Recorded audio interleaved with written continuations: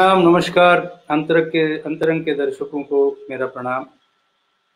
आज अंतरंग में एक हमारी विशिष्ट गेस्ट है, मेहमान हैं डॉक्टर क्षमा कौर।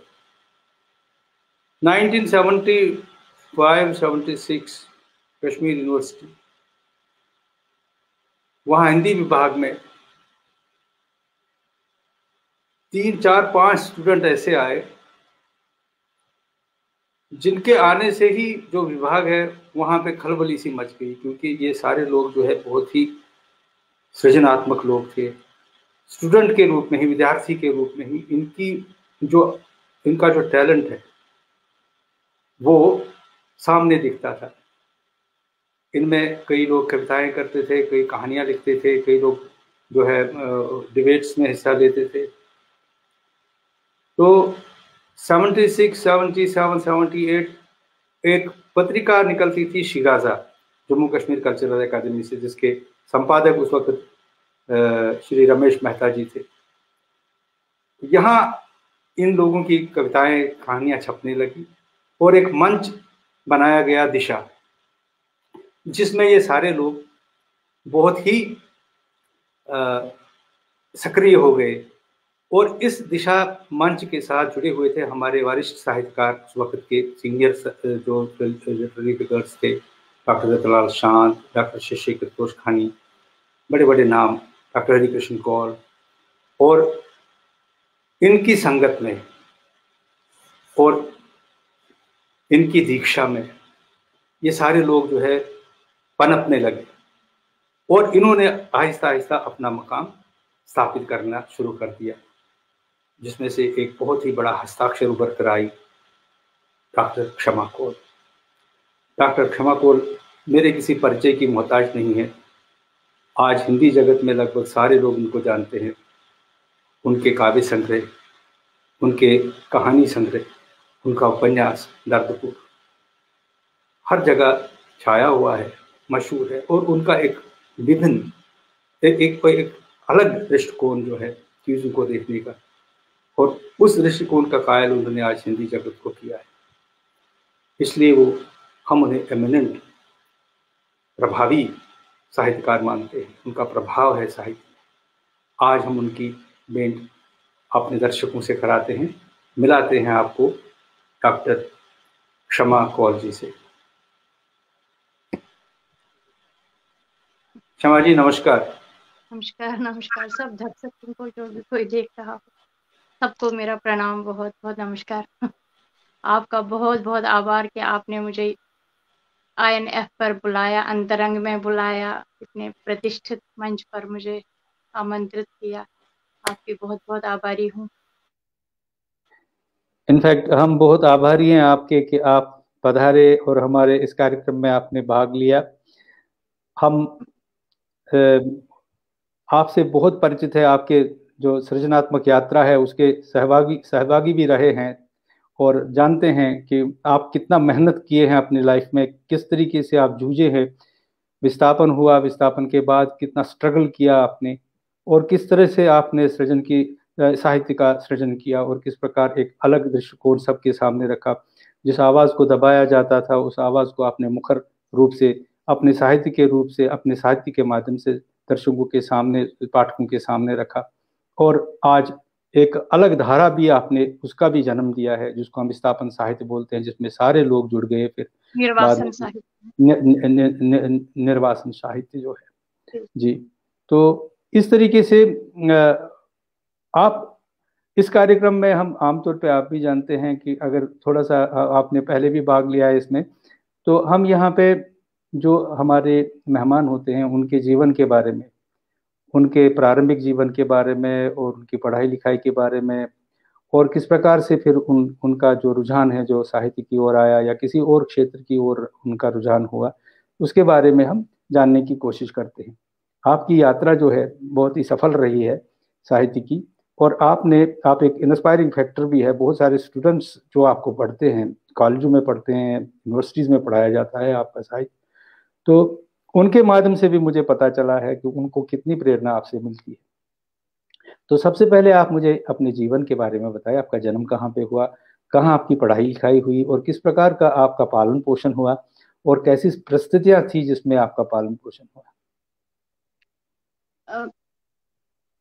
मेरा जन्म तो श्रीनगर में ही हुआ, लेकिन मेरे जो पिता थे, मेरे ताऊ जी थे, वो वास्तव में गांव के थे। मेरा जी। गांव था सीर जागीर, सोपोर में। सोपोर के पास ही एक एडजेसेंट गांव है, वहां पर उसका नाम है सीर जागीर। तो जी। वहां का मेरा अपना गांव है। मेरी माँ और मेरे पिता एक ही गांव के थे, इसलिए वो गांव मेरा था, माता का भी और पिता का भी। हाँ हाँ। लेकिन जन्म मेरा हुआ श्रीनगर में, क्योंकि मेरे ताऊ जी अपने व्यापार के चलते और मेरे पिताजी अपनी नौकरी के चलते कश्मीर श्रीनगर आ गए थे, और जी। वहीं पर मेरा जन्म हुआ। लेकिन हम बहुत जुड़े रहे अपने गांव से। जी। तो श्रीनगर में मेरी फिर पढ़ाई शुरू हो गई, और मुझे भाग्य से एक बहुत अच्छा स्कूल मिला, रूपा देवी शारदा पीठ। ये अच्छा। परम संस्कारों से भरा मतलब संस्कार देने वाला एक स्कूल था, जहां जी। पर हमें अपने धर्म के संस्कार भी दिए जाते थे, और जो पढ़ाई पढ़ाई जाती थी वो वैज्ञानिक भी थी, वो जी। परम आधुनिक भी थी। हम्म। ये बहुत बढ़िया स्कूल जो मिला मुझे, ये मेरा बड़ा ही मुझ पर ये सरस्वती का एक वरदान था, एक ब्लेसिंग थी। तो जी। जी। हम्म। वहां मैंने बड़ी श्रेष्ठ पढ़ाई की। हम्म। और सबसे बड़ी बात यहाँ ये थी कि दूसरी क्लास से यहाँ भगवत गीता पढ़ाई जाती थी, हाँ। श्रीमद् भगवत गीता। तो हम्म। उस भगवत गीता में मैं बहुत रम गई, जबकि मेरे साथ मेरी बहुत कुलीग्स थी, मतलब मेरी सहपाठिनी थी। हम्म। सभी तो नहीं रमे, लेकिन हम्म। मैं बहुत रम गई, और मेरा हम्म। ये यात्रा में मेरे साथ चलती रही, और यहाँ से हम्म। भगवत गीता से मैंने बहुत कुछ हम्म। प्राप्त कर लिया। और हम्म। फिर जब जीवन जीते गए, हम हम्म। पढ़ते रहे, मैंने देखा जीवन में हमारे क्या क्या हम्म। है। और वो हम्म। बातें जो मुझे मिली, वो मुझे अपनी नानी से मिली, पता चली, अपनी हम्म। माँ से पता चली। वो था सबसे पहले जो मुझे आघात पहला मिला, हम्म। वो था कबायलियों का। हम्म। और मैं अक्सर गांव जाया करती थी, और मुझे हम्म। जब पता चला, मैं थोड़ा होश में आना मेरा हम्म। शुरू हुआ। मुझे जी। पता चला ये जो गांव है, इसके हम्म। सारे घर जो है अभी अभी हाल ही में नए बने हैं। जो हम्म। वास्तविक घर थे वो हम्म। सारे जला दिए गए हैं। और हम्म। उसमें दो घर ऐसे थे जो पूरे हम्म। खंडहर थे, और हम्म। हम बच्चे वहां खेला करते थे उन घरों के उस खंडहर में। हम्म। और जब उन खंडहरों का मुझे पता चला, इसका मैंने उन खंडहरों के बारे में मैंने दर्दपुर में थोड़ा लिखा है। हम्म। और जब मुझे पता चला कि ये दो घर वैसे थे जी। जिनके किसी भी सदस्य को हम्म। कबायलियों ने जीवित नहीं छोड़ा, जी। इसलिए वो दोनों घर नहीं बन जी। पाए पुनः। जी। तो ऐसी हम्म। बातें, ऐसा जो मेरा इतिहास मुझे प्राप्त हुआ, हम्म। सुनने को मिला, तो मैं बहुत ज्यादा, मेरी चेतना जो है हम्म। चिंताओं से, हम्म। घबराहट से और जिम्मेदारियों से भरना शुरू हुई। और ईश्वर ने मुझे एक विशेष ये दिया था, एक अलग सा एक चैतन्य भी हम्म। दिया था, कि हम्म। मैं कल्पना जगत में और दूसरे ही जगत में बहुत उड़ा करती थी। मतलब मुझे आनंद आता था उस सब में रमना। मुझे हम्म। इन सांसारिक चीजों में इतना मजा नहीं आता था, जितना मुझे कुछ और सोचने में मजा आता था, जैसे ईश्वर के हम्म। बारे में, जैसे आकाश के बारे में।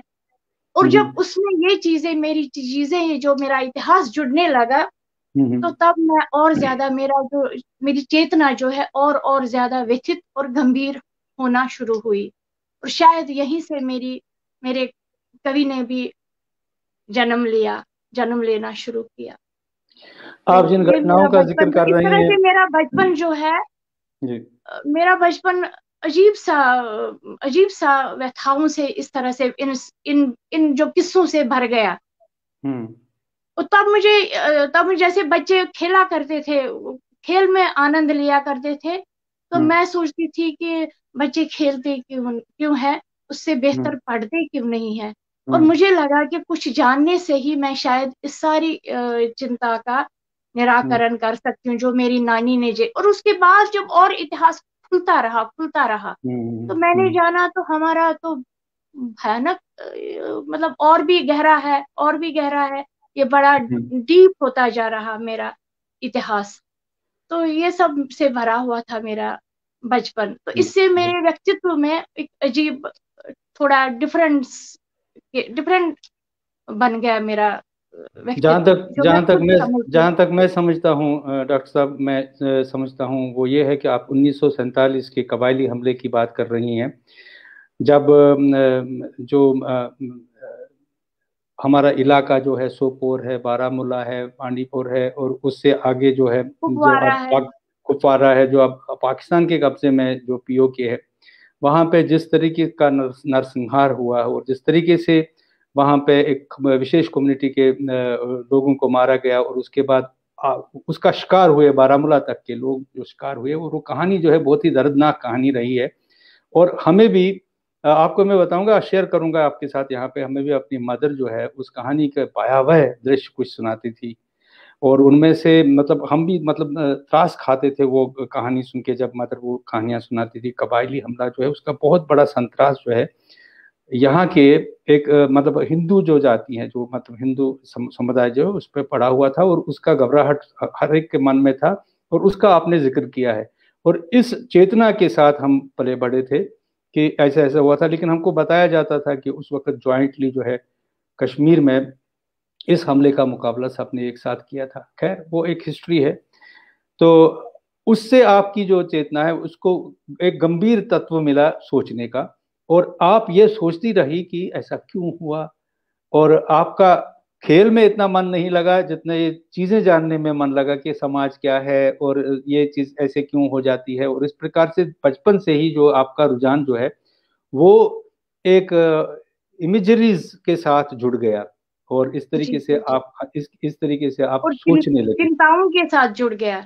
चिंताओं चिंताओं के के साथ। साथ जुड़। जी स्वाभाविक जी है, स्वाभाविक है, क्योंकि जी मतलब जी जब जी। जब हमें भी ये बातें सुनाई जाती थी तो हमको भी इस बात की चिंता होती थी कि ये क्यों हुआ था, क्योंकि मतलब और इनफैक्ट कश्मीर में एक कहावत थी, उस बात से ये कहानी हमारे घर में सुनाई गई थी। मैंने मदर से पूछा था, आप बार बार कहते हो कशीर उदा काहेगर, तो इसका क्या मतलब है? तो उन्होंने क्रोनोलॉजिकली मुझे सारी चीजें समझाई थी फिर कि ये कहाँ से शुरू हुआ, कैसे हुआ, और किस किस दौर में क्या क्या हुआ था।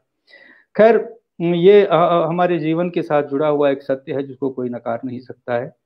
तो इसके बाद आपने ग्रेजुएशन कहाँ से की? ग्रेजुएशन मैंने मौलाना आजाद रोड कॉलेज से की।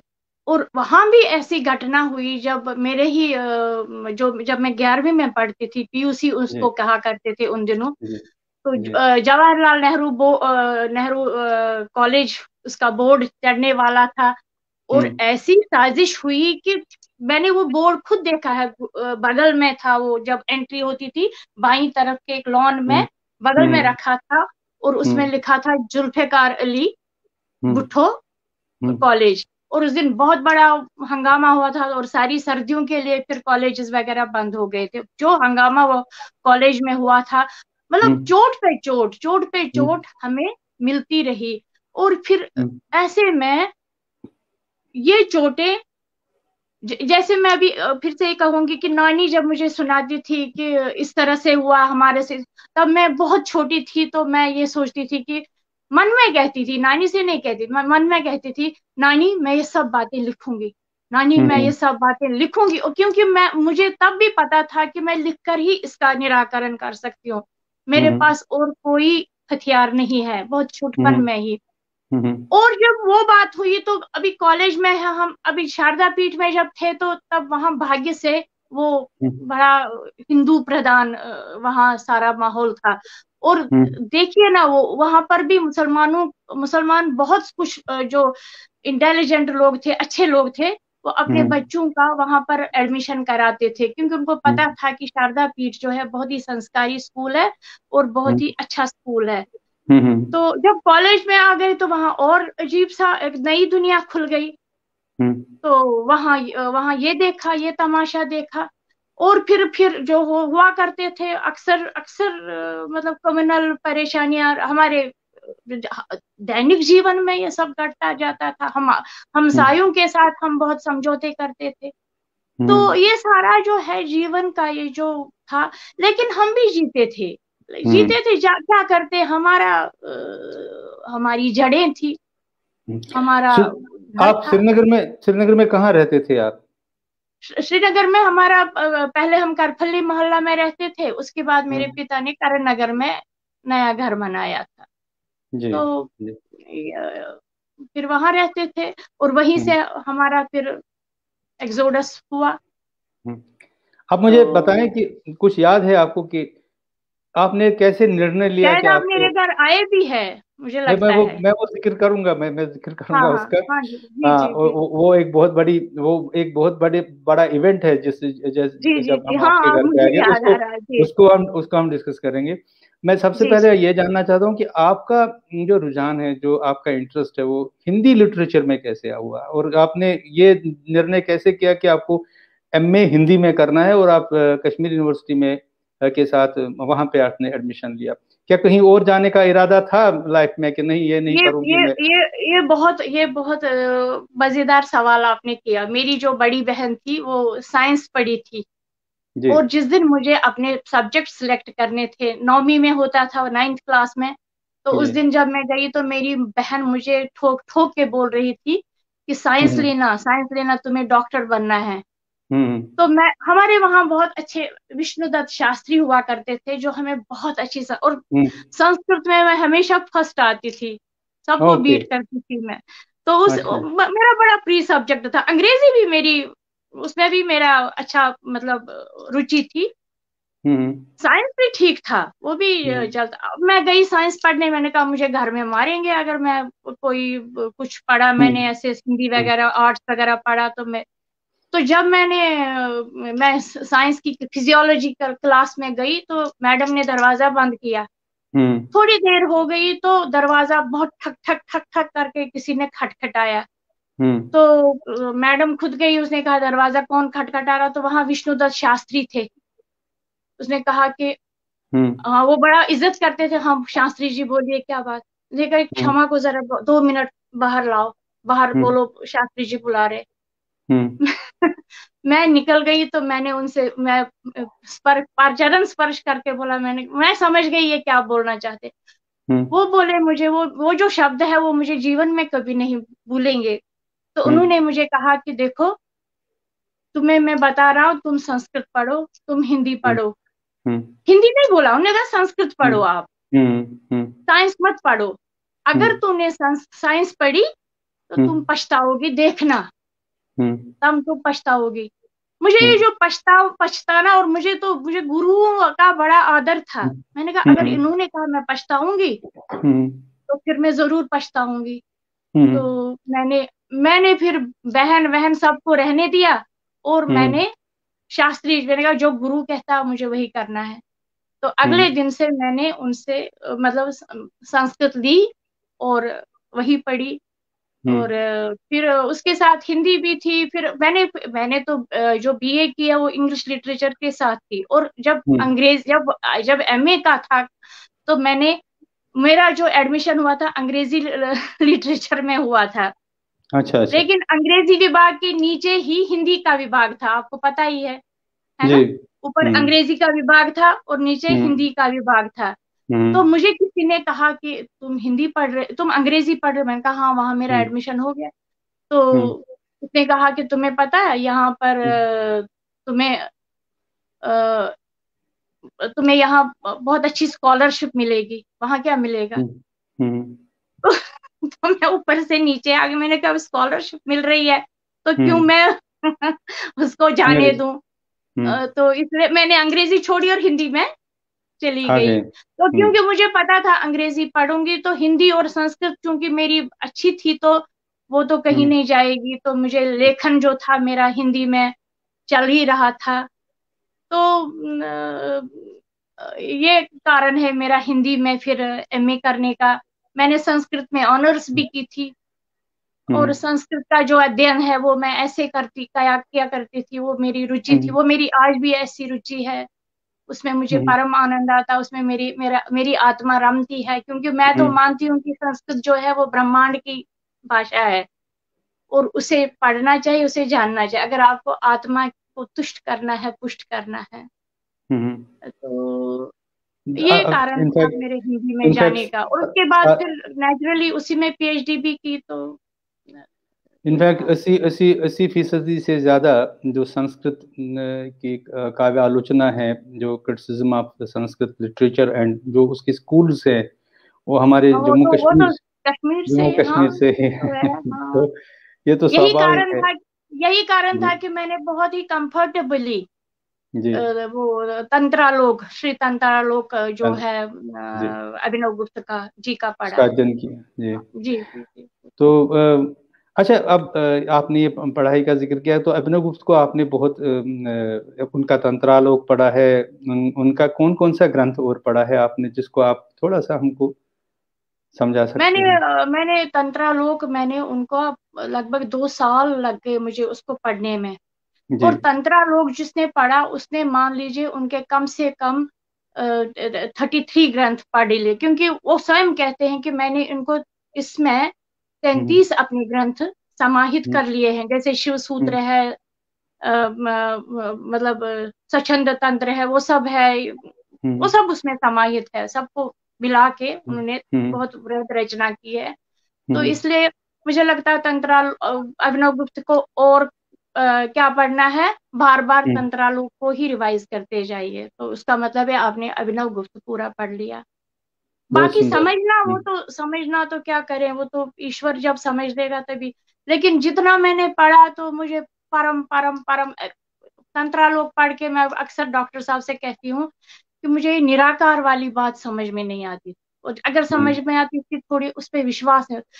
जब मैंने तंत्रालोक से मैं गुजरी तो मुझे निराकार जो एकदम मेरे सामने साकार हो उठा। ये मुझे एक अलग अलग जो उसका वास्तविक गूढ़ अनुभूति हुई अर्थ, उसमें। वो आपको जी समझ में आ गया। जी जी जी जी जी। और मैंने ये जाना कि तंत्रालोक में बहुत कुछ जो हमारे जीवन में है, दैनिक जीवन में जो हमारे विश्वास है, जो हमारे आगम है, रीतियां हैं, उनका बहुत ही सहज जिक्र है वहां पर, लेकिन हम नहीं जानते हैं कि ये हमारा शैव तंत्र है, ये इतना है कि हाँ जी। इस प्रकार का शैव तंत्र का जो प्रभाव है, क्या आपकी लेखनी में कहीं दिखता है? आपने उसको इम्बाइब किया है अपनी लेखनी में? जरूर किया होगा, लेकिन वो मैं समझ नहीं पाऊंगी कि मैं क्या उसका प्रभाव है, मैं वो नहीं जानती। अच्छा, अब हम वापस चलेंगे। जब आप विद्यार्थी थे और वहाँ यूनिवर्सिटी में पढ़ाई कर रही थी, तो आपको याद है कि आपकी पहली रचना जो है, जो प्रकाशित रचना है, वो कौन सी है? मेरी पहली प्रकाशित रचना तो अगर अच्छे मतलब स्तर पे बोले तो वो सारिका में मेरी कहानी आई थी, काले हाथ। तो उन दिनों मैं शायद एमए ही कर रही थी। अच्छा। तो उसकी बड़ी सराहना हुई थी, और कहानी कहानी ही थी, और कविताएं तो प्रकाशित हो गई थी शिराजा में बहुत सारी। तो ऐसे भी गोष्ठियों में बोला करते थे, और मेरी कविताओं के बहुत ही प्रशंसक थे डॉक्टर शशि शेखर तोषतानी और हरिकृष्ण कौल जी स्वर्गीय, तो वो बहुत ही पसंद करते थे मेरी कविताओं को। आपने सृष्टि करके कहानी लिखी थी पहले, उसमें हाँ वो हाँ, याद वो है आपको? उसमें, जी जी जी जी जी, वो मुझे शिराजे में मिल आई ही थी। नहीं रही। जी अच्छा। जी जी। तो तो वो बहुत ही मतलब बचपने की कहानी है, लेकिन उतनी ही बचपने की भी नहीं है। नहीं मेरी नहीं, असल बहुत। में क्या है, मेरी माँ और मेरी छोटी बहन गई थी। मेरी छोटी बहन बहुत ही दार्शनिक उसकी थी, तो वो गए थे अमरनाथ यात्रा पर। तो उसने जब मुझे वहां से आकर अपना वृतांत सुनाया, उसने कहा कि वहां शीशनाग पर अजीब सा एक तमाशा मैंने देखा। मैंने कहा क्या देखा? तो बोले बहुत सारी स्त्रियां ना वहां छोटे छोटे पत्थरों को खड़ा करती थी और अपना घर बनाती थी, तो वो बहुत ही छुटपन है, बोली बोली दीदी जहाँ मोक्ष के लिए जाते हैं वहां भी औरतें घर बनाने के लिए ही जाती हैं, वहां भी घर की कामना। तो तब उस बात को लेकर मेरे अंदर एक कहानी का जन्म हुआ, और जन्म मैंने हुआ। उस, जी जी, तो हम्म, मेरे लिए बहुत ही अजीब सी बात थी। हम्म। तो मैंने इसको कहानी बनाया। जो उस वक्त का माहौल था वहां पे, जो जी जी तब का माहौल था जब दिशा जैसी संस्था जो है उसके साथ जुड़े थे हम सब लोग। और उस जो आए दिन जो है जम्मू में मतलब कावी के सम्मेलन होते थे, हमको बुलाया जी जाता था। जम्मू के लोग काफी, मतलब मेरे ख्याल में 2-4 बार यहाँ पे, यहाँ बड़े बड़े साहित्यकार आए थे। एक बहुत बड़ा ऑल इंडिया साहित्य सम्मेलन हुआ था, अखिल भारतीय साहित्य सम्मेलन भी हुआ था। उसके अनुभव कुछ आपके जहन में हो तो बता दीजिए। और कोई ऐसे इवेंट हो जो बहुत टचिंग है, मुझे मालूम है आपके पास है ऐसी यादें। होंगे, शायद आपके पास हो, लेकिन मेरी स्मृति से उतर गए हैं, क्योंकि जी। उसके बाद जो कुछ बड़ी बड़ी बातें हो गई तो उसके, लेकिन आते थे हम हिंदी के, मतलब जम्मू में बहुत सारे इवेंट ऐसे होते थे, हम्म, बहुत हम्म। आनंद आता था और ऐसा लगता था कि हम भी साहित्यकार हैं। वो चीज तो होती नहीं, उन थी, और उन बहुत दिनों, खिलंदड़। जी जी। जी, उन दिनों जो मतलब जैसे वहाँ पे बड़े बड़े साहित्यकार आपने बोला, तो उनसे मतलब हमारा इंटरेक्शन होता था, तो उसमें कोई हाँ जी। आपका यादगार कोई पल हो तो बता दीजिए, जब किसी बड़े साहित्यकार के साथ आपकी मुलाकात हुई हो वहाँ पे। जैसे विष्णु मुझे प्रभाकर कुछ, आए थे, शॉर्ट स्टोरी राइटर वहाँ हाँ, के, एक बहुत प्रभाकर फेमस है। माचवे जी आए थे, लेकिन मुझे प्रभाकर कुछ माचार्य। याद नहीं है। मैं मुझे मेरी अब मैं स्मृति से अब हट मैं गया उस। अब मैं आता हूँ कि जब आपके घर आए थे उस जी वक्त जी वहाँ बोलिए। पे, उस वक्त बाबा आए थे वहाँ पे, जी जी नागर जी जी नागार्जुन। जी। उस उस स्मृति के बारे में थोड़ा सा बता दीजिए, नागार्जुन के हाँ, बारे मैं असल में क्या है कि जब मैं एमफिल कर चुकी तो में। मेरी नौकरी लग गई एक ओके। भारतीय संस्थान में। जी। तो मैं पीएचडी करना चाहती थी, लेकिन हम्म, कश्मीर यूनिवर्सिटी में मुझे एडमिशन नहीं मिला। बोले कि जो जी। जो हम्म, जो नौकरी करता है उसको पीएचडी करने हम्म, नहीं दिया जाएगा। हम्म, ले तो उसको ध्यान में रखकर फिर हम्म, मैंने पटना यूनिवर्सिटी में डॉक्टर नंद किशोर नावल जी ने मुझे अपने अधीन लेकर हम्म, मुझसे पीएचडी करवाई। हम्म, तो बाद में मैंने जब वो देखा तो कश्मीर यूनिवर्सिटी में जो नौकरी करते थे उनको भी, लेकिन वो सब मेरे धर्म के नहीं थे। हम्म, दूसरे थे। तो हम्म। खैर, ये तो है कि, तो ये कारण था। और नहीं, वहां पर मुझे नंद नहीं, किशोर नहीं, मैं नवल जी मैं ये के मैं ये यहाँ। बात मैं ये बात समझा नहीं कि मतलब कश्मीर यूनिवर्सिटी से आपने पीएचडी नहीं की है, आपने पटना यूनिवर्सिटी से की है। जी जी जी। और ये कारण कहना है। मैंने बताया कि मुझे इस तरह से बोला गया। और उसके बाद जब मैंने कश्मीर यूनिवर्सिटी में चेक किया कि क्या हम्म, ऐसा सचमुच था, तो हम्म। वहां पता चला कि नहीं, बहुत सारे मुसलमान जो लड़के लड़कियां जो नौकरी भी करते थे और पीएचडी भी करते थे, उनको एलो कश्मीर कर दिया गया था। कश्मीर जी यूनिवर्सिटी में, अच्छा। अच्छा, जी उनको अलाउ किया, हाँ। हाँ हमें भी उस वक्त नौकरी की वजह से एग्जाम में नहीं बैठने दिया गया था। ये आपकी बात सही है कि हालांकि जी। एक मतलब पूरा सेशन किया था अटेंड, और उसके बाद 2 महीने थे कुल। ओ तो वेरी हॉरिबल। उसके, हाँ, तो वहाँ जो पटना में हम्म, नंद किशोर नवल जी के यहाँ, वहाँ कोई कार्यक्रम था मुझे याद है, जी। तो उसमें भाभा का काव्य पाठ था, उसमें हमें भी ले गए थे नंद हम्म, किशोर नवल जी। और हम्म, वहाँ जो है, क्या नाम है उनका, जिनकी अपनी केवलधार, जो अरुण हम्म, कमल जी का काव्य पाठ था। हाँ, हाँ, तो वहां पर जो मुझे बाबा मिले, तो हम्म, बाबा फिर उस दिन नवल जी के यहाँ ही आए। तो फिर वो, हम्म, मेरी माँ भी मेरे साथ थी। तो हम्म, उन्होंने क्या किया कि मेरी माँ को के साथ लिपट के इतना रोए, इतना रोए। हम्म, बोले कि तू मेरी पूर्व पूर्व जन्म की बेटी है। हम्म, हम्म, तो बाबा का रोना ऐसा था, इतना सच्चा रोना था कि हम्म, मैं क्या बताऊं। तो तब तब नाना के रूप में वो मेरे पास भी आए, कश्मीर आए हम्म, और 1 महीना रहे। और वो हम्म, जो 1 महीना था, वो बहुत ही उत्सवों से भरा हुआ था। तो हम्म। उसको बहुत सेलिब्रेट किया हमने, काफी काव्य गोष्ठी हुई कार्य थी वहां पे, सम्मेलन, हम भी आए थे कार्य उसका कार्य गोष्ठियां सम्मेलन होती में। थी, उनसे अच्छा। चर्चाएं होती थी, हम्म। उनसे बातें होती थी। हम्म। तो वहां लेकिन जब बाबा आए तो बाबा बाबा थोड़ा घूमे भी हमारे साथ, और जब हम्म। घूमे तब हम्म। उन्होंने कहा, हम्म। मैं अंदर से आरएसएस का समर्थक हूँ। ये ये तो आपने बहुत ही अजीब खबर सुनाई आज। अजीब नहीं है ये सच्ची खबर है, सच है। और आपको एक बात और बताना चाहूंगी। जब अच्छा। जब हम निर्वासित हुए और मैं दिल्ली हम्म। में थी, तो दिल्ली में हम्म। उन्होंने किसी के द्वारा मुझे मैसेज भेजा था कि मुझसे मिलो। तो मैं हम्म। जब उनसे मिली, हम्म। तो तब मैंने उनसे कुछ बातें करी। हम्म। तो उस दिन सेम डायलॉग उन्होंने, सेम सेम एक वाक्य उन्होंने दोहराया। हम्म। वो मुझे खुमी बोलते थे, और बोला, हम्म। खुमी, मैं अंदर से आरएसएस का समर्थक हूँ। मैंने कहा, अब अंदर से हो तो बाहर से भी हो जाओ ना, अब तो क्या रह गया। तो खैर बोलते, ये नहीं तो नहीं, कुछ मतलब। स्वार्थ है ना मेरे, कुछ स्वार्थ है। तो हम्म। ऐसे उनका फिर एक उनका एक उनका बेहतरीन नॉवेल जो है, जो जो मन को छू लेता है, बलचनमा।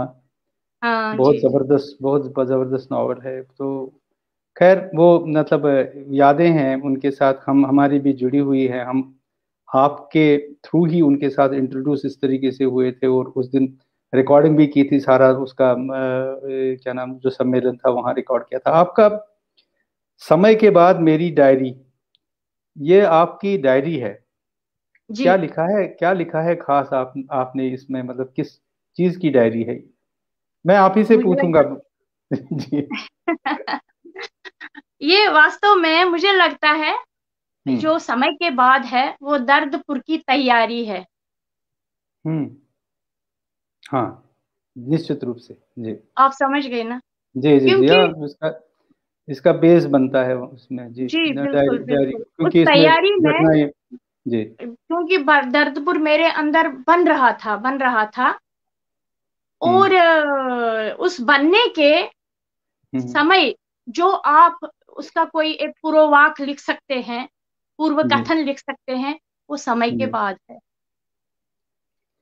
हाँ, मतलब निश्चित रूप से, क्योंकि जो जी घटनाएं आपने उसमें नोट की है, डेट डेट वाइज की है, जी जिस तरीके जी से की है, उन्हीं को आपने विस्तार दिया है फिर दर्दपुर में। जी बिल्कुल बिल्कुल। और उस तरीके से वो खुल के और खिल के दर्दपुर में फिर वापस आ जी गई है। बिल्कुल, क्योंकि दर्द जो समय के बाद है, जी। पता नहीं आप मेरे से सहमत है या नहीं, लेकिन मैं निश्चित रूप से ये बोलूंगी कि वो बहुत ही काव्यात्मक है, हम्म। वो बहुत मतलब अधिक काव्यात्मक है। बे, और वो ऐसा नहीं है कि वो कोई बहुत ही प्रयास से मैंने काव्यात्मक लिखा है। वो नहीं नहीं। पूरा पूरा वाक मेरे से काव्यात्मक ही निकला। क्योंकि जब आपके अंदर पीड़ाओं की डेंसिटी हो जाती है, जी। आपको समझ में नहीं आता इसको क्रम कहाँ से दे। जब आप पीड़ाओं को खूब सूरत। कहने का क्रम खो जाते हैं, जी। तब आप कविता ही कह सकते हैं। तो आप जी। जी बोलिए बोलिए। नहीं नहीं, तो मतलब ये बात मतलब 100% सही है, क्योंकि आपने उसको मतलब एक कवि के मन से लिखा हुआ है, कवि जी, के मन से मैंने लिखा है, और दर्दपुर भी उसकी। मैंने दर्दपुर भी कवि के मन से ही लिखा। मैं जो कुछ भी लिखती हूँ कवि के मन से ही लिखती हूँ। कवि का मन मेरा हटना नहीं चाहिए, क्योंकि ये तो है ना कि गद्यम कवि नाम निक्षम वदंती। अगर आपका गद्य काव्यात्मक नहीं है तो गद्य नहीं है वो गद्य नहीं है, वो कुछ क्या और बात हो सकता है। है। जी जी तो ये तो मैं देखती हूँ। मैं जी इसको एक जिसे कहते हैं, वो एक मापक है मेरे पास, जी। मेरे अंदर फिट है वो। तो I am programmed in that way कि मतलब कि मैं देखूं कि मैं क्या ये आपसे बात बनी। मैं आपसे जी 100% सहमत हूँ, क्योंकि मतलब जिस तरीके का वो एक रिदम होता है, काव्य का, एक रिदमिक तरीके से काव्य लिखता है। गद्य में भी वो जो रिदम है जी अभिव्यक्ति का, वो हर पल सशक्त जो रचना होती है उसमें जुड़ा रहता है। और जी जी इसीलिए जो आपका जो मन है, ये जो स्वच्छ मन होता है, जिसमें बिल्कुल जो मिलावट के बगैर लिखने की बात होती है, तो वहाँ पे ये संभव हो जाता है। तो आपके साथ ये बहुत संभव हुआ है।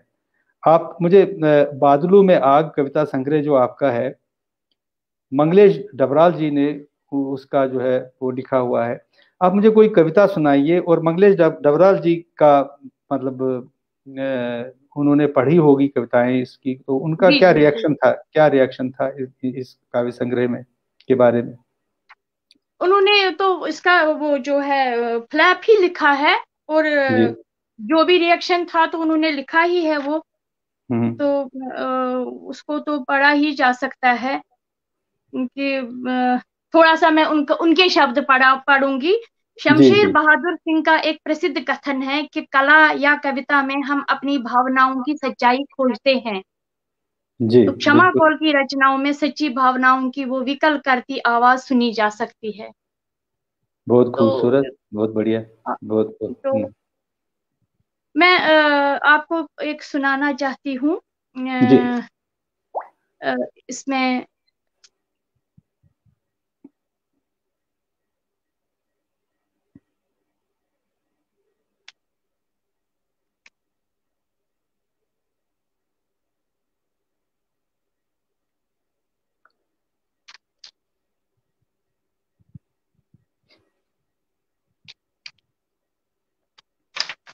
इतिहास, जैसे मैंने आपसे शुरू में ही इतिहास की ही बात की, क्योंकि मेरे जो जीवन में पहले जो इतिहास ने एंट्री की वो बड़ी भयानक थी। वो मेरे हम्म जैसे बच्चे ने की होगी, लेकिन हम्म शायद मेरे अंदर उसने ज्यादा जगह पाली। तो हम्म इतिहास। सोए अजगर थे दिन, सोए अजगर थे दिन, हम्म। जानबूझकर ढीली कर दी गई थी तलवार। ओह, ग्रेट। पिछली गली से रोती बिल्ली को भगाना रोजमर्रा का था काम। आहा, क्या बात। बर्फीले बहुत दिनों सुंदर में दिन। खिड़ बहुत सुंदर बर्फीले दिन। दिनों में हम्म खिड़की हम्म। खोलकर देखना कयामत का था नाम। उफ। वह उस हाँ। तरफ मुंह किए हैं रेत में सिर रखने की तरह के दिन, आस्था में अडिग जो थे हम। हम्म मैंने इसमें समय के बाद में एक जगह लिखा है कि हम बीज भट्ट थे, यानी कि हम बीज रूप में हैं, हम ही बीज है। हम्म तो वही है कि आस्था में अडिग जो थे हम। हम्म। इन्हीं गलियों में होती वर्षा आगामी बारूद नमूनों की। हमारे ओह। अगल बगल ही वो जो तैयारियां हो चल रही थी। चल रहे थे लार सारे। टपकाती लार टपकाती घूमती विदेशी टोपियां, चांद मारियों में व्यस्त पड़ोसी दिलो दिमाग, किसी एक ने भी न की मुखबरी आकर मनुष्यता के पास। क्या बात। किसी क्या एक बात। ने भी न की ना कि मुखबरी आकर मनुष्यता के मनुष्यता पास। के पास। किसी बुरबुरे शब्द पर सख्ती से खड़े, पहले ही रेजा रेजा हम। सेकुलरिज्म जैसे बुरबुरे शब्द पर हम खड़े थे। किसी बुरबुरे शब्द पर सख्ती से खड़े, पहले ही रेजा रेजा हम। ईश्वर के बन रहे थे दनादन घर, मस्जिदें उन दिनों दनादन बन रही थी। हम्म आत्मरक्षा में हम्म दुनाली से छूटते ही वो हम हम्म पर टूटा। हम्म। पता नहीं फिर भी वो उनकी कैद से छूटा या नहीं छूटा। उसके भीतर तक चला गया पानी सा अंधकार। मूर्ख जांबाजों की तरह हम कट कट कट गिरते गए, ईश्वर के लिए घर खाली करते गए। मैंने यहाँ उनके अल्लाह को ईश्वर ही कहा है। हम समझ गए। आप क्या कह रहे हैं? बस। आप क्या कह रहे थे? हमारे हमारे पास अ, कोई अन्य नाम नहीं है। ईश्वर जी एक ही है, चाहे उसको अल्लाह जी कहो आप, चाहे कोई कुछ भी कहे। लेकिन जी जी खैर, इस बात में आपने कविता में साफ की है, इसको और मैं उलझाऊंगा नहीं, ना इसकी कोई एक्सप्लेनेशन दूंगा, क्योंकि कविता इतना इन इटसेल्फ बहुत मुखर रूप से आप इसकी अभिव्यक्ति हो रही है। ज्योत्सना मिश्रा जी कह रही है, ओह नकी मुखबरी आकर मनुष्यता के पास। ये छू गया, मतलब ये जो मतलब आपने ये बताया कि मतलब इवन दोज पीपल जो जिनसे एक्सपेक्टेशन थी, जिनसे एक्सपेक्टेशन थी कि ये लोग कम से कम इसका विरोध करेंगे, जी जी ये लोग उठ खड़ा होंगे, प्रबुद्ध लोग हैं, बुद्धिमान लोग हैं, न जाने क्या हो गया, किस तरीके से ये सब कुछ हुआ। खैर, कविता जो ये है, ये इतिहास का एक मार्ग है। ये कविता, ऐसी कविताएं हमारे जो निर्वासन साहित्य है उसमें बहुत सारी लिखी गई, जिनमें डॉक्टर अग्निशेखर है, महाराज कृष्ण संतोषी है, महाराज कृष्ण भरत है। आप भी है। तो अब हमारे साथ ज्योत्सना जी जुड़ गई है। जो ये हमारे ज्योत्सना जी जुड़ गई है, पन्ना त्रिवेदी जी जी जुड़ जी गई जी। है, वो और परमिता जी है हमारे पारमिता साथ, सारंगी। पारमिता जी हैं, संसार सीमा जी हैं। तो जी जी जी। ये सारे लोग जो है इस दर्द अब को हम जान चुके अकेले हैं, नहीं है। निश्चित रूप से, निश्चित रूप से। तो ये इसके बाद जो अ, आपकी मतलब बहुचर्चित आपके उपन्यास पे आते हैं, जो दर्दपुर के नाम से जाना गया, और जिसने खुलकर बात को सामने रखा। दर्दपुर में आपका एक तो होता है आपका इंडिविजुअल दर्द, जो है, जो एक व्यक्ति का दर्द है, और जो समूह का दर्द है, जिसको आप बिलोंग करते हैं, जो वहां से निकल के आए। अगर आपको अपना नीड ढूंढने के लिए दिल्ली में धक्के खाने पड़ रहे हैं, गलियों में भटकना पड़ रहा है, आपको किराए के मकान ढूंढने के लिए 100 सवाल किए जाते हैं और आप उनको जवाब नहीं दे सकते हैं, वो घुटन, वो दर्द जो एक इंडिविजुअल का है और जो सारे समूह का है, जो सारे उसी प्रकार उसी तरीके से ये सब ने झेला है, और इसको आपने एक मुख्य रूप से, और इसका कारण बता दिया आपने साफ तौर पे कि कारण क्या है। आपने मतलब इस सशक्त रूप में इसको लिखने का बीड़ा कैसे उठाया, हिम्मत कैसे दिखाई, और किस प्रकार से फिर इसको आपने मंच पे आपको मिला इसका, वो एक कहानी है अपने में पूरी। देखिए महाराज जी, मेरा एक अब इस उम्र में मेरा ये निष्कर्ष है कि एक लेखक को, जैसे लाल देद ने कहा कि तवई हो तुम नंगई नाचुन, तो लेखक एक नंगी चीज होता है। नंगी चीज यानी कि जो सच को नग्न कर देता है, पर्दाफाश कर देता है, सारे आवरण हटा देता है। क्योंकि लेखक होना वास्तव में अकेला होना होता है। और कोई भी समय इस संसार में, इस जीवन में, आप युगों से लीजिए, कोई भी समय अपने में अच्छा नहीं रहा है। सारा हर समय द्वंद्वात्मक रहा। द्वंद्व वहां है, जब द्वंद्व है तभी जगत है। जब द्वंद्व मिटेगा जगत खत्म हो जाए, जगत हटेगा। तो अभी अपने समय का आपको सच कहना है। मेरे सामने ये जो मुंह बाए ये सच थे, तो मैं उनके प्रति पूरी निष्ठावान क्यों न हो? अगर मैं लेखक हूं, तो अगर मैं निष्ठावान नहीं होंगी, और उसमें मैंने क्या देखा कि एक तो मेरा जो एक जिनोसाइड मेरा, दूसरा उस जिनोसाइड में जो स्टेट का रोल है, जो भारतीय स्टेट का रोल है, जो भारतीय इंटेलेक्चुअल्स का रोल है, जो पंथों और विचारधाराओं का रोल है वो इतना भयानक है, वो इतना त्रासद है, तो मैं कैसे अपने सच को कहीं भी समझौते में लाऊं, सवाल ही नहीं पैदा होता है।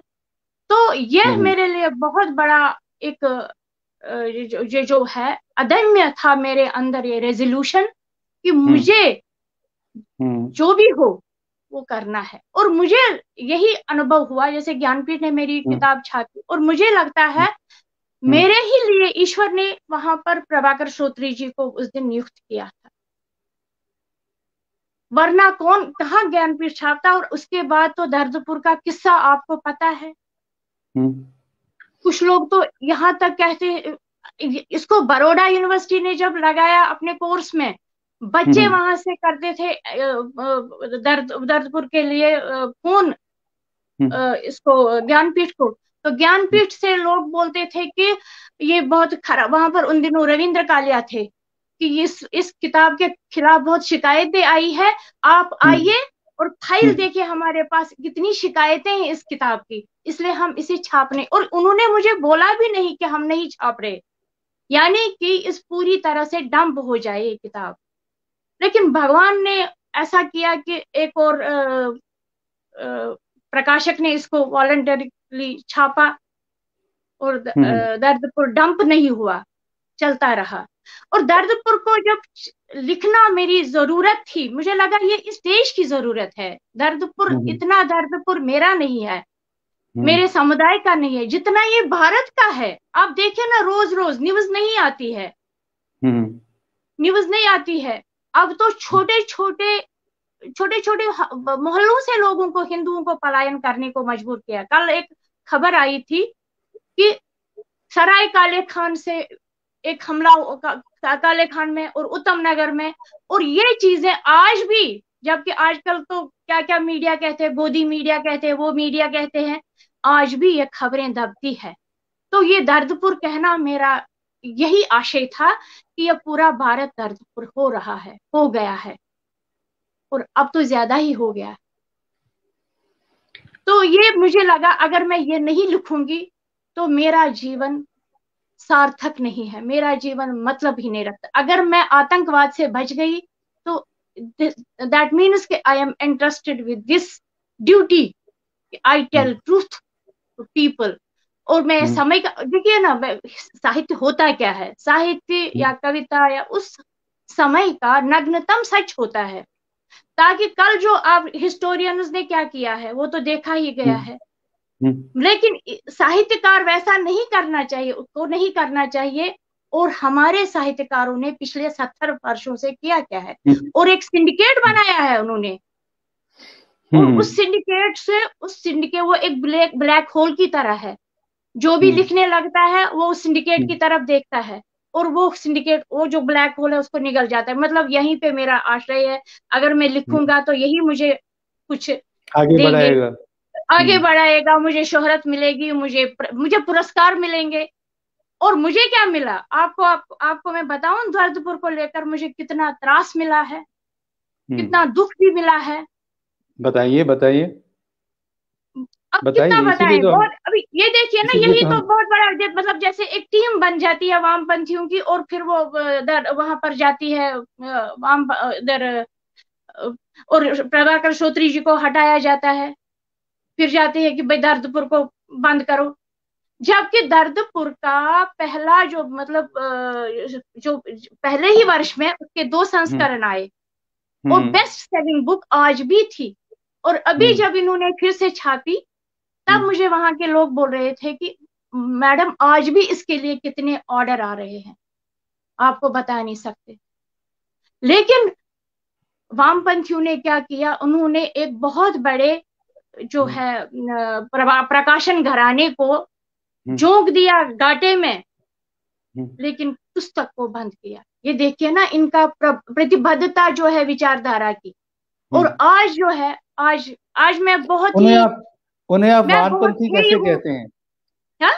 उन्हें आप वामपंथी क्यों कहते हैं? वो वामपंथी नहीं मुझे है। पता था आप ये सवाल मुझसे करेंगे। मैं उन्हें वामपंथी इसलिए कह रही हूँ, जी मैं उन्हें जी इसलिए वामपंथी कह रही हूँ क्योंकि वो वामपंथी हैं। नहीं नहीं, वो they are flying the banner of वामपंथ, वो वामपंथी नहीं है, मैं ये वॉटेवर साबित कर वॉटेवर सकता हूँ। वॉटेवर ठीक, वॉटेवर जो आप देश, आपको, देखिए हाँ देश जी, का दुश्मन इस समय कौन है, देश के झूठ को कौन इस समय गढ़ रहा है, झूठों को किसने गढ़ लिया है? हाँ वो झूठे वामपंथ हैं, नहीं, वो वामपंथ झूठे नहीं। हैं, लेकिन वो वामपंथी नहीं है। मैं आपको एक बात बताऊंगी, मैं आपको एक जी यहाँ पर एक जी 2014 के दिसंबर में रायपुर में एक बहुत बड़ा साहित्य हम्म उत्सव हुआ, उसमें मुझे जी भी बुलाया गया।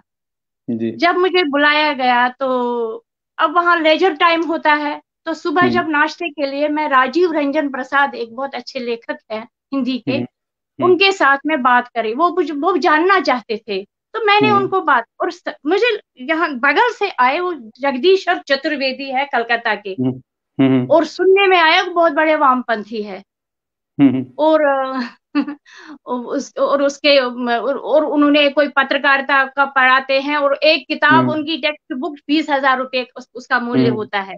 हम्म अच्छा, मैं उनसे बड़ी मस्ती में बात कर, मतलब एकदम अपने फ्लो में उनको सारा सुनाती हूँ कि क्या है हम्म कश्मीर का हाल, हम्म वो ये बगल में सुन रहा। और ये जगदीशर चतुर्वेदी, मैं जानती भी नहीं ये है कौन, हम्म मेरा कोई हम्म परिचय नहीं उससे। वो उठा, बोला मैडम आप बंद भी करोगी आप अपना मुंह, कि मारू एक चांटा। माय गुडनेस मैं तो इतना घबराई, तो वो भी बेचारा, वो थोड़े से मतलब स्पेशली एबल्ड है, मतलब उनका जो करज से चलते हैं, वो भी बेचारे घबरा गए, और मैं भी बहुत मैसेज कर रही हूँ, मैं घबरा गई। मैंने कहा अगर ये चांटा मारेगा मुझे, मैं इधर यहाँ पर इसमें हूँ, मैं क्या करूंगी? तो मैं एकदम, मैंने कहा, मैंने उनको बोला, मैंने कहा क्या हो गया, क्या? बोले अब चुप भी रहो, अब कितना बोलोगी, अब छोड़ो, अब वो बात बंद करो, अब सुन लिया बहुत। तो वो राजीव राजेंद्र प्रसाद, मैं, हम दोनों चुप हो गया, मैंने बंद कर दिया बात। मैंने कहा इसको क्या? बोले कि ये बहुत बड़ा वामपंथी है, और आपका जो सच है इससे सुनाने गया। मैंने कहा मैं इसको तो सुना नहीं रही थी, मैं तो आपको सुना रही, आप सुना, हम दोनों बात कर रहे थे, इसको क्या हक था? तो आप ये देखिए ना, ये वामपंथी कैसे है, ये तो जिहादी है। ऐसे तो अगर आतंकवादी होता वहां पर, वो उठता और मुझे मारता, वो तो वो, उसमें और आतंकवादी में क्या फर्क? और उसके बाद मैंने वो अपना पढ़ा। ये एक बहुत अच्छा जवाब हमको बुद्की साहब ने दे दिया कि ये जो वामपंथी अपने आप को कहते हैं, ये हाँ, ये बेसिकली बहुत बड़े कम्युनलिस्ट है। कम्युनलिस्ट हैं, ये हम्म, वामपंथी नहीं है। अगर ये वामपंथी होते तो हिंदुस्तान को ये जातिवादी और हिंदू और मुसलमान के दृष्टिकोण से नहीं देखते। जी बिल्कुल हिंदुस्तान बिल्कुल, हिंदु, हिंदु, ये जिहादी हिंदुस्तान है। को, भारत का एनालिसिस क्या है इनका? जातिवाद, कम्युनलिज्म, और बिल्कुल ये इसी को कंट्राडिक्शन मानते हैं। बिल्कुल बिल्कुल। इसलिए इसलिए ये वामपंथी है नहीं, वामपंथ इस चीज को नकारता है, वामपंथ के पास, इसके पास इस चीज के लिए टाइम नहीं है, लेकिन ये लोग इसी को उछालते हैं, कांग्रेस वो और हुआ इसमें ना, वो और जो बाकी सच्चा वामपंथ है वो कहीं नहीं है, जो शब्द के सच्चे अर्थ में वामपंथ है, वाम, वामपंथ। अभी आपने एक जिसे बात कही वाम थी, कहते थे जी, जिसे ये वाम जिसे वाम आपने है ही नहीं। जिसे आपने द्वंद्व, समाज में द्वंद्व हमेशा रहता है, ये वामपंथ है। जी जी और बिल्कुल बिल्कुल। वो द्वंद्व किस चीज का होता है? वो मटेरियलिस्टिक वर्ल्ड का द्वंद्व है, वो मजहब का द्वंद्व नहीं है, ना वो जाति का द्वंद्व है। ये थोड़ा सा यहाँ पे जो है और अलाउड ही नहीं होगा अगर वामपंथ यहाँ पे उस तरीके का चलाएंगे, तो यहाँ पे तो तो डेमोक्रेसी। ये इनका सिंडिकेट है, जो जो कर रहा है। और मैं आपको ये बताना चाहूंगी कि मैं साहित्य में सबसे ज्यादा अकेलापन झेल रही हूँ, सबसे भयानक अकेलापन। लेकिन मुझे इस अकेलेपन में बहुत मजा आ रहा है। हम्म क्यों? इस अकेलेपन में मुझे जो कहना है, हम्म मैं अपनी चुनी हुई भाषा में, अपनी ही भाषा में, किसी का दखल न सहते हुए मैं उसे हम्म लिखूंगी। और मरने से पहले जितना मुझसे हम्म लिखा जाए, दुर्भाग्य से मेरे पास समय कम है, क्योंकि मैं एक घर की सेविका भी हूँ, मुझे 10 काम भी घर के होते हैं। उसके बाद अब उम्र भी ऐसी हो गई, जीवन में बहुत संघर्ष किया, तो काफी सेहत भी अलाउ नहीं करती, थोड़ा आराम भी चाहता है ये शरीर। तो इसलिए लिखने के लिए बहुत कुछ है, बहुत कुछ है, बहुत कुछ है। लेकिन मैं चाहूंगी कि इन जो सिंडिकेट वाले ये लेखक है, देखिए ना, आपको आश्चर्य नहीं है क्या कि जो इस समय आंदोलन चल रहे हैं वो देश विरोधी आंदोलन है, देश को तोड़ने वाले उनके उस आंदोलन के पक्ष में ये लोग लिख रहे हैं। ये कितनी बड़ी विडंबना है। और सिंडिकेट ऐसा है कि सब के सब एक दूसरे को कर रहे हैं, शाबाशियां दे रहे हैं, शाबाशियां दे रहे हैं। इस देश मगर का मुझे पूरा यकीन है, पूरा यकीन है कि निर्वासित लेखक, जेन्युइन लेखक, सच्चा लेखक जो जहां भी है, भले अकेला है, लेकिन वही इस समय का जो है सच्चा साक्षी माना जाएगा, सच्चा इतिहासकार माना जाएगा। इस मेरे विश्वास में पानी घुसने वाला नहीं है, ये सच्चाई है। और ये मेरा अदम्य विश्वास है, इसका दमन कोई नहीं कर सकता। क्षमा जी, मतलब आपका जो कहना है, बहुत ही आपने मार्मिक ढंग से अपनी बात रखी और सार्थक ढंग से अपनी बात रखी है। तो इसमें सच में कोई प्रश्न पूछने की बात ही नहीं है। लेकिन एक फीलिंग है कि आपका जो लेखन है, खासकर जब आप ये ऐसा लिखते हैं, तो ये अधिकतर इतिवृत्त हो जाता है और इसमें से कलात्मकता जो है और कला तत्व जो है वो थोड़ा प्रभावित हो जाता है। आपको लगता है क्या ऐसा होता है? मेरा बिल्कुल वैसा नहीं माना। मैंने पहले ही बात की क्या, गद्यम कवि नाम निक्षम वदंती, इसलिए कला तो इसमें बहुत जबरदस्त है। कला पक्ष की आप चिंता ही मत कीजिए। दूसरी बात जो है, मैं कला के लिए नहीं लिख रही हूँ, मैं कला के लिए बिल्कुल नहीं। मेरा तो वो एजेंडा ही नहीं है कि मैं कलाकार मानी जाऊं, मैं एक सिपाही मानी जाऊं, मैं एक सैनिक मानी जाऊं अपने समय की। और बहुत बड़ी एक जो है, जो सिपाही जिसने युद्ध लड़ा, मैं युद्ध लड़ रही हूँ, मुझे कला को क्या करना भैया। मैं तो धूल मिट्टी में बैठी हूँ, शरणार्थी शिविरों में शिविर घूमी हूँ, शहर शहर घूमी हूँ। अभाव मैंने देखे हैं, मेरे पूरे समुदाय ने देखे हैं, अभी भी वो कैसी हालत में है, उनकी कोई सुनता ही नहीं है।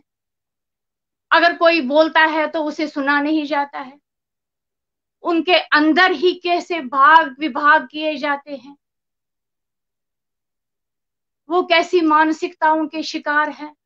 मुझे कला को क्या करना भैया, कला मुझ में बहुत है, कला मेरे हर कविता में है, इसमें है, मेरे लेखों में भी कला है। और अगर आप समय का सच कह रहे हैं, आप बहुत बड़े कलाकार हैं। आप सही कह रही हैं, लेकिन मेरे पास this is not art for art sake, this is art for life sake, ये जीवन के लिए है। इसी भावना के तहत आपने एक बहुत ही अच्छा एक मैं उसे ग्रंथ ही कहूंगा उसकी रचना की, और वो सत्य घटनाओं पे आधारित है, निकी तवी पर रिहर्सल। जी तो हाँ, उसके बारे में हमको आप बताइए, उसके पृष्ठभूमि क्या रही और उसकी प्रेरणाएं क्या रही, और क्या उसका जो रचना प्रक्रिया है वो क्या रही उसकी? उसकी प्रेरणा सबसे बड़ी ये रही कि मुझे सचमुच विश्वास नहीं हुआ कि जम्मू के लोग उठे और उन्होंने विरोध किया जी। और उससे मुझे ये भी सामने समझ में आया कि जम्मू के लोगों को समझा क्या जाता था। जब गुलाम नबी आजाद ये बोले कि मैं तो समझता था जब हम आपका लैंड वापस ले रहे तो आप नाचोगे और लड्डू बांटोगे, इससे बड़े खुल्लम खुला अपमान की बात क्या हो सकती। और उसके बाद जो वो जंग रही, वो जितनी वो जितनी मतलब वो तो वाजिब भी रही, हर रोज डिबेट होते थे, अखबारों में आते थे, वो वहां के लोग क्या कहते, सेक्युलरिस्ट क्या कहते थे, कांग्रेस क्या कहती थी, बीजेपी क्या कहती थी, और लोग क्या कहते थे, और सच को झूठ, झूठ को झूठ, सच कैसे किया जाता था। और इस मैंने सोचा एक डॉक्यूमेंटेशन बहुत जरूरी है इसका, ताकि कल को देखा जाए कि लोग क्या चाहते हैं, राजनीति कैसी है, हिंदू हिंदू को कैसे दबाया जाता है, डंप किया जाता है, हिंदू को कैसे लांछित किया जाता है, हिंदू का स्वाभिमान कैसे खत्म किया जाता है, हिंदू का मान मर्दन कैसे किया जाता है, हिंदू देवी देवताओं का कैसे अपमानित किया जाता है। इसका एक डॉक्यूमेंट बनना चाहिए। क्या पता कब इस भारत का रूप बदल जाए, उस समय ये डॉक्यूमेंट बहुत जरूरी है।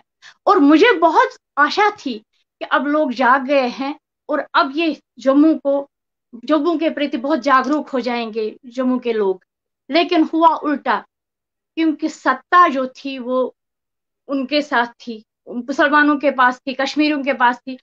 और मैं आपको एक बात बताऊं, पता नहीं आपने ये ऑब्जर्व किया या नहीं, मैंने बहुत बुरी तरह से ऑब्जर्व किया कि जो ही अमरनाथ एजिटेशन खत्म हुई और कुछ उसमें चेले चमाटे वो जो है चमचे वमचे आ गए, उन्होंने जैसे तैसे वो खत्म करवा दिया।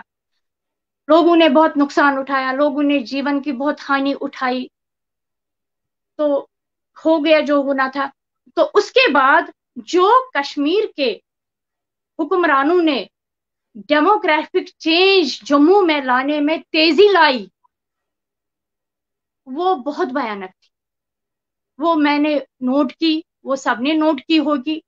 और आज जो देख रहे हैं जो जम्मू का हाल है, वो 2008 के बाद बहुत 80 के जैसे ना शीतन मजकूर तमिराना, उन्होंने सोचा कि जम्मू को मिटाना है, अगर जम्मू नहीं मिटा तो इन पर खतरे, क्योंकि उन्होंने जम्मू की ताकत उस दिन पर की। दुख ये है कि जम्मू को केंद्र भी ऐसे ही लेता है। केंद्र ने क्या ये किया, इवन बीजेपी ने क्या किया, बीजेपी अपनी रोटियां सेकना चाहती थी, उसमें उन्होंने क्या मजाक कर दिया। लोग जो है, लोग यहाँ देखिए ना, इसमें क्या है, एक तो पार्टियां हैं और जो ग्रास रूट के लोग हैं, जो धार्मिक लोग हैं, वो नितांत अकेले हैं, नितांत अकेले हैं। और उनका प्रतिनिधित्व हम करते हैं, मैं करती हूँ। नितांत अकेले लोग जिनका कोई नहीं सुनता है।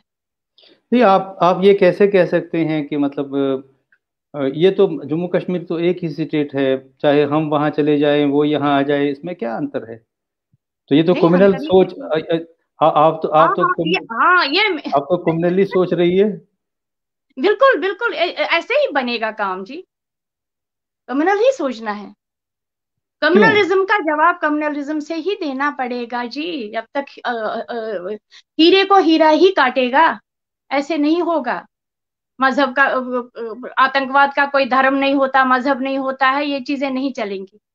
ये कहते रहे ये लोग, हमको सच बोलना चाहिए, हमें सच बोलना है। सच अगर कम्युनल है तो ठीक, सच है ना। देखिए, एक बात हुई थी कि अमरनाथ जो वहां पे जो वो जमीन अधिग्रहण कर रहे थे, वो फैसिलिटीज मतलब देने के लिए कर रहे थे, लेकिन इसका बहुत बड़ा विरोध जो है वो एनवायरमेंटलिस्ट ने किया, वो मुसलमानों ने थोड़ी किया। वो एनवायरमेंटलिस्ट जो थे, उन्होंने कहा कि यहाँ का पर्यावरण हाँ, एंडेंजर हो एनवायरमेंट जाएगा। सबसे बड़ी एनवायरमेंटलिस्ट थी महबूबा मुफ्ती, थी ना। और हाँ था जी। गुलाम नबी आजाद, और था उमर अब्दुल्ला, जिसने पार्लियामेंट में कहा कि हम फिरका परस्त नहीं हैं। मैं मुसलमान हूं लेकिन फिरका परस्त नहीं हूं, अमरनाथ श्राइन बोर्ड को 1 इंच जमीन नहीं दूंगा। अब आपको जब पता है कि भारत के हिंदू लोगों को, कश्मीर के जम्मू के हिंदू लोगों को ये भाषा ही नहीं समझ आएगी, तो बोले आप धड़ल्ले से, और टेबल बजते हैं। सोनिया गांधी टेबल बजाती है, मनमोहन सिंह टेबल बजा, और बीजेपी कुछ नहीं करती है, बीजेपी विपक्ष में है। जबकि ये माना जाता है जब भी बीजेपी विपक्ष में होती है तो तब बड़ा विरोध करती है। तो ये लोग बीजेपी से यही तो एनवायरमेंटलिस्ट थे। जी, तो आपकी बात कौन करेगा अगर बीजेपी भी नहीं कर रहे? उन्होंने तो 370 भी तोड़ दिया और 35 से भी खत्म कर दिया, और अब आहिस्ता आहिस्ता हालात भी सुधर रहे हैं और हमको वापस रिहेबिलिटेट भी कर रहे हैं वो बहुत जल्दी। हाँ जी बहुत, हाँ जी बहुत कर रहे हैं ना। और अभी तो अमित शाह ने जो बोला 6,000 लोगों को वहां स्थापित करेंगे और उसके साथ उनका सपना पूरा हो जाएगा। आपने तो देखा, ये तो पार्लियामेंट में बोला, और फिर जब इधर से बोला कोई कि भाई ये महाझूठ है, तो लोग पागल हो गए। ये अभी तो इस समय बहुत बड़ा संकट है कि आप बीजेपी का आलोचना भी नहीं कर सकते, नहीं है नहीं, ना। क्यों? आप आपकी आलोचना आशाएं भी करने से उसी के साथ है। और आलोचना करने आप से जी, जी आलोचना नहीं, करने से आप बीजेपी रोक नहीं रही किसी को। नहीं नहीं नहीं रोक रही है, और क्या रोक रही। बीजेपी ने इतने चमचे बनाए हैं अपने, इतने लोगों को खरीद रखा है, इतने लोगों को आशाएं दी है, लेकिन जमीन पर तो कुछ करे ना, तो हम भी उनके पीछे चलेंगे भाई। लेकिन वहां कुछ हो ही नहीं रहा।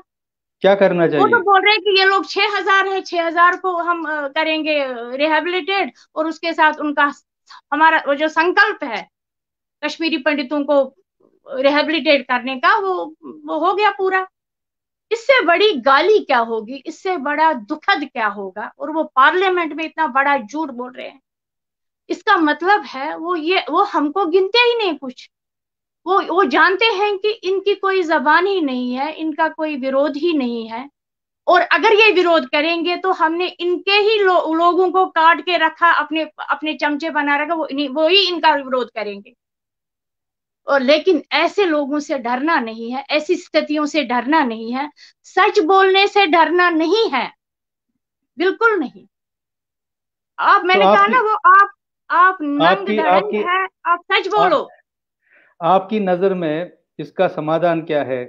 समाधान क्या है इसका? मतलब मान लो बीजेपी को क्या करना चाहिए? बीजेपी को करना चाहिए, हमको उनको पार्लियामेंट में सच बोलना चाहिए, उनको वोट बैंक की परेशानी छोड़नी चाहिए, उनको भारत को ये बताना चाहिए कि मैं कश्मीर के हिंदुओं को, कश्मीर के पंडितों को उनका स्वाभिमान लौटा रहा हूं। 370 हटाने का मकसद ही यही है, 35A हटाने का मकसद ही यही है कि मैं कश्मीर में भारत को लौटा रहा हूं। और कश्मीर में भारत को लौटाने का अर्थ है हमको वहां अपने घर देना, और बड़े सम्मान के साथ, बड़ी सुरक्षा के साथ, बड़े आराम से।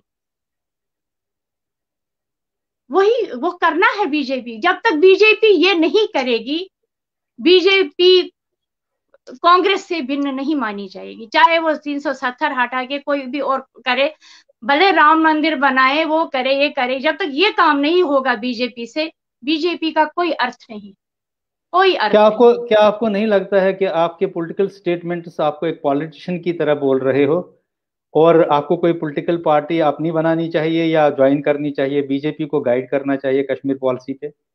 मुझे कोई जरूरत नहीं है उसकी। मैं एक लेखिका हूं और मुझे पॉलिटिकल विचार रखने का पूरा पूरा अधिकार है। क्यों?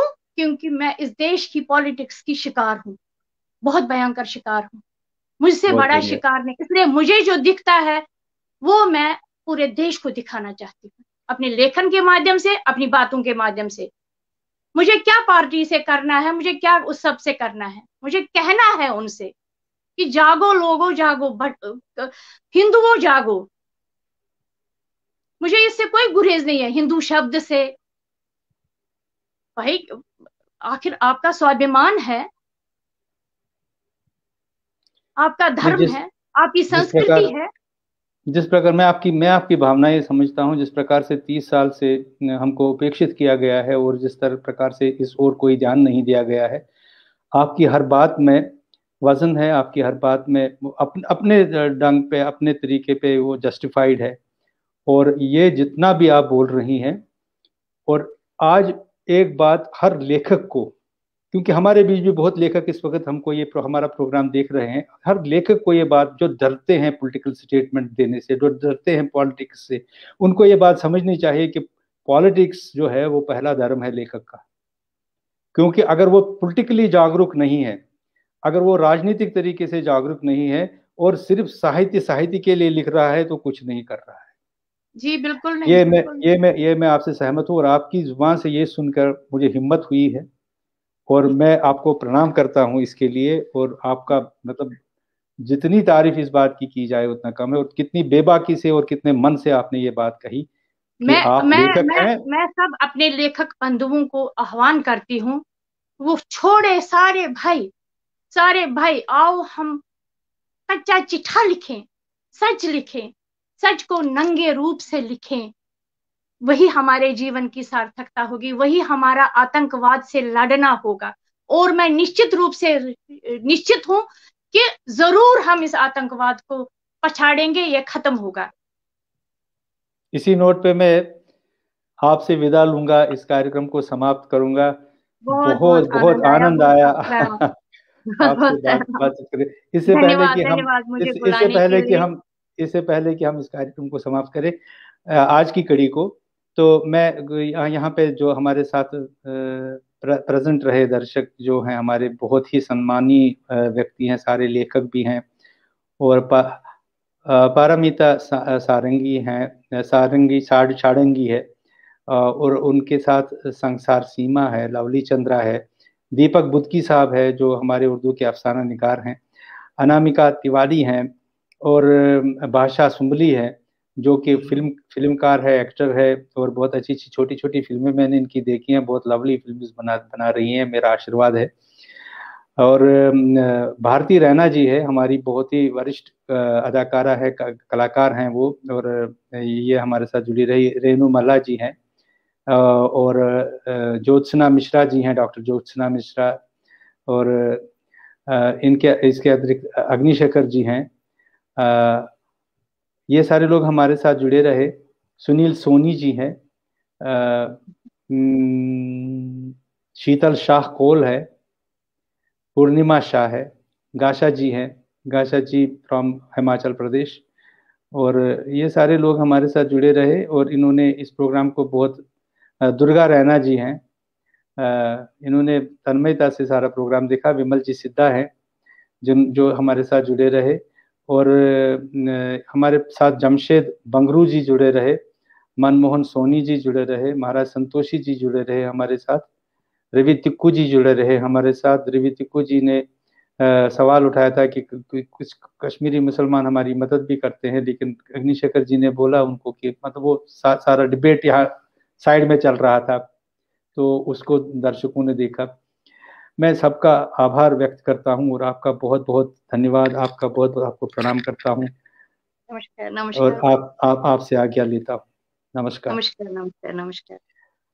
और तो इस प्रकार से ये हमारे साथ जुड़ी रही क्षमा खोल जी, जिन्होंने अपने साहित्य के बारे में बात की, अपने व्यक्तित्व के बारे में उनसे हमने जाना, उनके व्यक्तित्व के बारे में और उनके प्रारंभिक जीवन के बारे में हमने जाना, और उनकी जो विचारधारा है उसके बारे में भी उन्होंने साफ गोई से बात की और उस तरीके से उन्होंने अपना पक्ष रखा। इसके साथ ही मैं आपसे विदा चाहूँगा और अगले कार्यक्रम में फिर आपसे जुड़ूंगा एक नई पर्सनालिटी के साथ, एक नए व्यक्तित्व के साथ। तब तक मुझे इजाज़त दीजिए। नमस्कार।